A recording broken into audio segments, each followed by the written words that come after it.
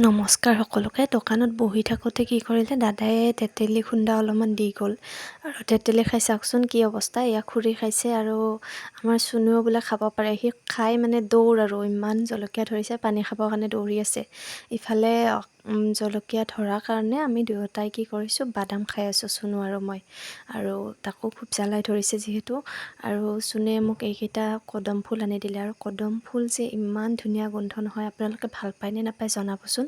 মই কিন্তু খুব ভাল পাওঁ। আৰু গধূলি হ'লে গোটেই কদম ফুলৰ মানে ফুলে যে সেইকাৰণে ইমান ধুনীয়া মানে চোতালখন গোন্ধ ওলাই যায়, খুব ভাল লাগে। কিন্তু আজি গছডাল কাটি পেলালে, বেয়া লাগিছে।